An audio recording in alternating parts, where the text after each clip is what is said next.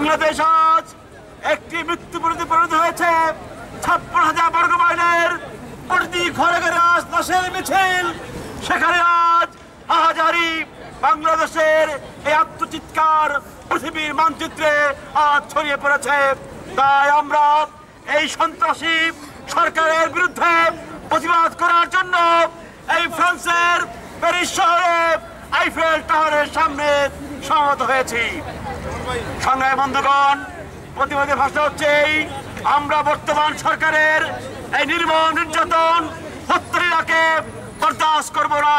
আমরা ঘৃণা ভরে এই হত্যাকাণ্ডের তীব্র নিন্দা জানাচ্ছি এবং অবিলম্বে আন্তর্জাতিক সম্প্রদায় হস্তক্ষেপ কামনা করছি বাংলাদেশের মানবাধিকার রক্ষার জন্য।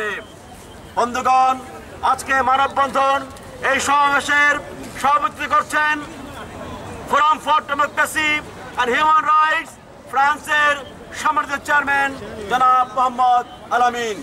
সংগ্রামী বন্ধুগণ, আজকের এই সভায় ফ্রান্সের বিভিন্ন সামাজিক সংগঠন, রাজনৈতিক সংগঠনের নেতৃবৃন্দ উপস্থিত হয়েছেন এবং তারা আমাদের এই প্রতিবাদ সমাবেশের সাথে একত্র ঘোষণা করবেন এবং তারা বক্তব্য প্রদান করবেন।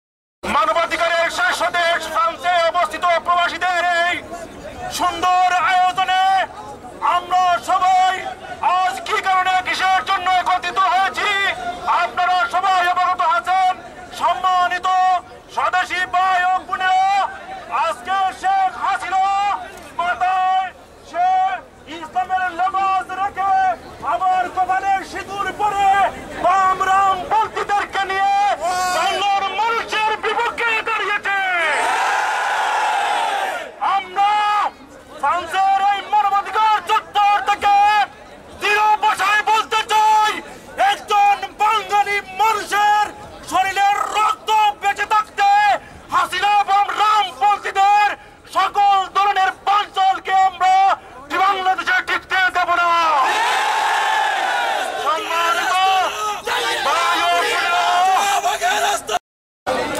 সাংবাদিক ভাইদের উদ্দেশ্যে বলছি, আপনারা সাংবাদিকতা করেন, জনগণের কণ্ঠকে শান্ত করতে শিখুন। সাংবাদিকতাকে প্রতিহত করুন, আপনার বিবেককে আপনি প্রশ্ন করুন। কোন কলম আপনি লিখছেন, কার বিরুদ্ধে কলম ধরছেন, কার বিরুদ্ধে আপনি সংবাদ প্রচার করছেন। দেশের বুদ্ধিজীবীদেরকে বলছি, আর কতদিন বুদ্ধি বিক্রি করে চলবে, আর কতদিন বুদ্ধি বিক্রি করে চলবে। আপনার যদি বুদ্ধি বিক্রি করতে হয়, কত টাকার প্রয়োজন, কত সম্পদের প্রয়োজন, বাংলার জনগণ প্রস্তুত আপনার সেই চাহিদা মেটাতে। আল্লাহর সাথে, আল্লাহর দ্বীনের সাথে, মুসলমানের সাথে, বাংলার জমিনের সাথে আর বিশ্বাসঘাতকতা করবেন না।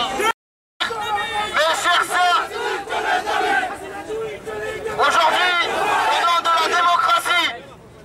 au nom de la démocratie, la tyrannie est en application dans notre pays, le Bangladesh. Je vous rappelle que la dictature d'Hosni Moubarak, la dictature de Ben Ali, n'a pas dépassé la limite de la dictature de notre premier ministre, Sheikh Hasina. Sheikh Hasina a dépassé les limites que n'a pas dépassé le gouvernement de la junte de la Birmanie. মুসলমানরা যখন দাঁড়িয়ে রাখত তখন 5 টাকা করে বাৎসরিক খাজনা দিত এবং মসজিদ যখন নির্মাণ করত তখন 150 টাকা খাজনা দিত। আজ বাংলাদেশের আওয়ামী লীগ সরকার দাড়ি এবং টুপিওয়ালাদেরকে নির্যাতন করছে। চাইতে বর্তমান সরকারের আমলে আমাদের যারা দাড়ি রাখছেন এবং টুপি পরছেন তাদেরকে রাজাকার বলে রাস্তাঘাটে খুন করছেন।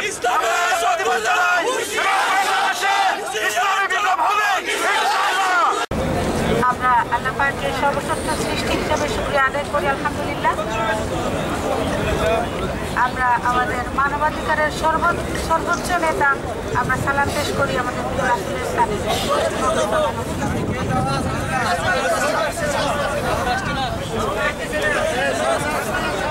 মানবাধিকারের দেশ পেরিসে আগত আমার প্রান্তীয় দেশের প্রান্তীয় ভাই বোনেরা, আসসালামু আলাইকুম।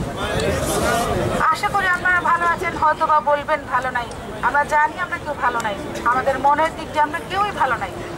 আমরা ভালো থাকতে চাই, আমরা শান্তি চাই, আমরা বাঁচতে চাই, চাই কিনা? আমার বিবেকে বাঁচতেছে না, বাংলাদেশ ঘটনা ঘটতেছে, এগুলো সহ্য করার মতো না এবং এগুলো প্রশ্রয় দেওয়া যাচ্ছে না। প্রতিবাদ করতে হবে, প্রতিবাদ সুস্থভাবে করবেন আপনারা। আমাদেরকে প্রথমে দেখতে হবে যে আমরা প্রবাসে বসে কি করতে পারি। আসুন, আপনারা সবাই আসুন, শাহবাগের গণজাগরণের মতো আপনারাও যে প্যারিসবাসী আসুন, আপনারা এক্সাম্পল সৃষ্টি করুন, আপনারা উদাহরণস্বরূপ সৃষ্টি করুন। আসুন আমার সাথে, আপনারা প্রতিশ্রুতি দেন এবং প্রমিস করুন যে যাতে করে সরকারকে বাধ্য করা যায় যে আমাদের এই ভয়েস এখানে যেন বাংলাদেশের প্রাইম মিনিস্টারের কাছে এবং প্রেসিডেন্টের কাছে পৌঁছে। কিভাবে করবেন সেটা একটা তরিকা আছে, একটা স্টাইল আছে এবং একটা নিয়ম আছে।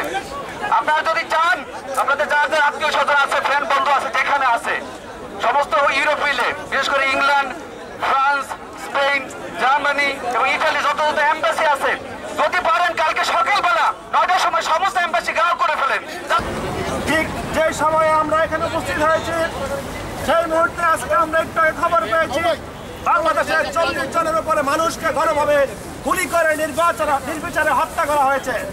সম্মানিত উপস্থিতি, আমরা গত 2 দিন আগে দেখেছি বাংলাদেশের স্বাধীনতার পর থেকে এই পর্যন্ত যে ইতিহাস কখনো মানুষ দেখে নাই, ঘটে নাই বাংলাদেশের ইতিহাসে, সেরকম একটি নির্লজ্জ, একটা বেহায়াপনা ঘটনা এই খুনি হাসিনা ঘটিয়েছে।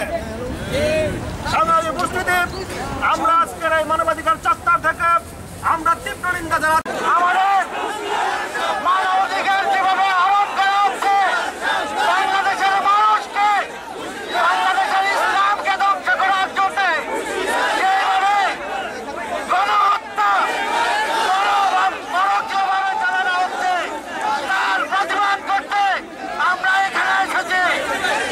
মানবাধিকারের দেশ হিসাবে মানবাধিকার চত্বর ভারতের সামনে থেকে আমরা শেখ হাসিনার ফাঁসি আমরা সবাই একবার ফাঁসি ফাঁসি ফাঁসি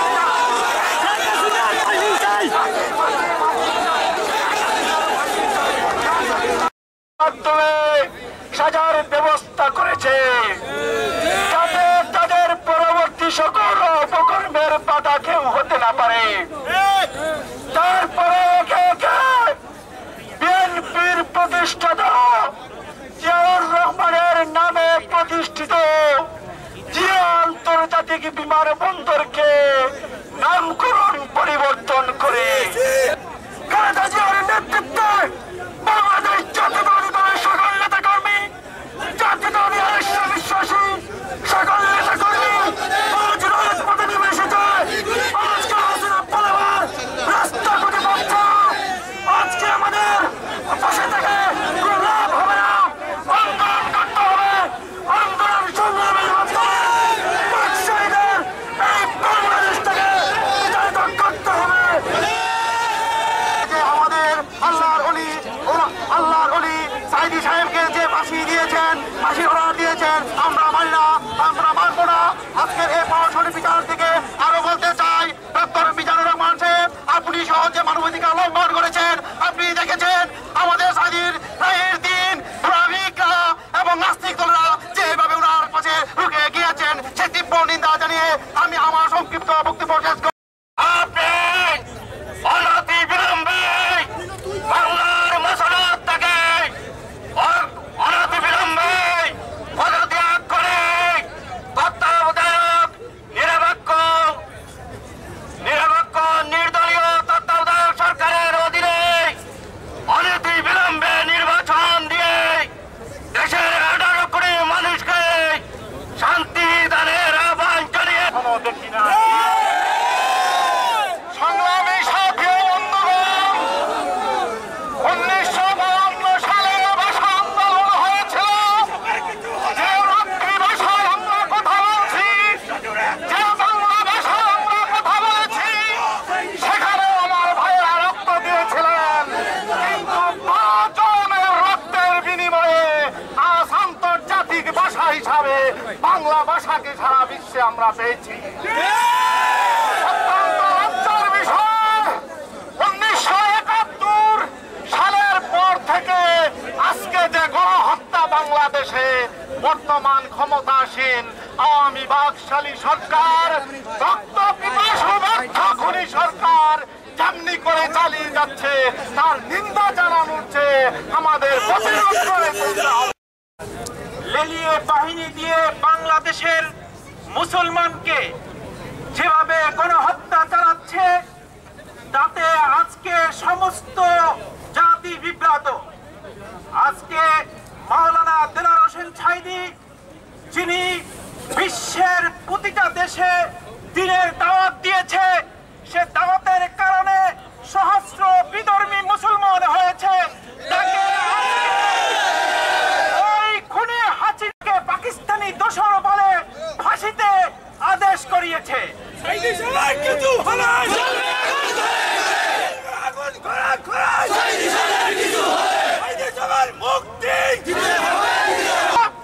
আজকে বাংলার মাটিতে গণহত্যা চলছে। এই গণহত্যা বাংলার ইতিহাসকে ম্লান করে দিয়ে আজকে যে স্বৈরাচারের বা সেই অধ্যায়ের সূচনা হয়েছে, আমরা এই দেশের নাগরিক হিসাবে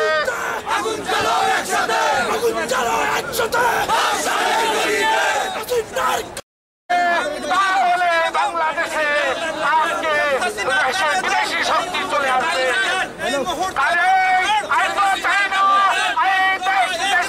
আবার আরেকটি মুক্তমুক্ত যুদ্ধ সংগঠিত হোক। আমি সাথী বন্ধুরা, কাজেই আজকের এই সমাবেশ থেকে সকলের কাছে আহ্বান, সকলকে একসাথে হয়ে কাজ করার জন্য একটি জাতীয় মঞ্চ করে তোলার আহ্বান জানাই। আমি আমার বক্তব্য সবাইকে ধন্যবাদ। ওই দিন পর্যন্ত ঘরে ফিরে যাব না, ততদিন পর্যন্ত এই বাকশালের পতন হবে। ততদিন পর্যন্ত আওয়ামী দুঃশাসনের পতন না হবে, বাংলাদেশি জাতীয়তাবাদ ইসলামী শক্তির সরকার কায়েম না হবে, আমরা প্যারিসের জনগণ ঘরে ফিরে যাব না। একের পর এক পরামর্শ আসবে, সেই কর্মসূচি বাস্তবায়ন করার জন্য আপনার কাছে আমরা এই পর্যায়ে সভাপতি forum for democracy and human রাইটসের চেয়ারম্যান জনাব মোহাম্মদ আলামিন তার সভায় বক্তব্য রাখছেন। আসছেন জনাব মোহাম্মদ আলামিন। সমবেত হয়েছি। প্রিয় দেশবাসী, আজকে আমাদের এই ডাকে আপনারা যারা সারা দিয়ে এখানে উপস্থিত হয়েছেন, বাংলাদেশ সরকারের ঘৃণ্য চক্রান্তের প্রতিবাদে যে আপনারা এখানে আমাদের সাথে একত্রতা প্রকাশ করেছেন, এই জন্য ফোরাম ফর ডেমোক্রেসির পক্ষ থেকে আপনাদের সকলকে আন্তরিক শুভেচ্ছা জানাচ্ছি এবং আগামী যে কোনো কর্মসূচিতে আপনাদের সমান পার্টিসিপেট কামনা করে আজকের প্রোগ্রাম আমরা এখানে শেষ করছি। আসসালামু আলাইকুম রহমতুল্লাহ।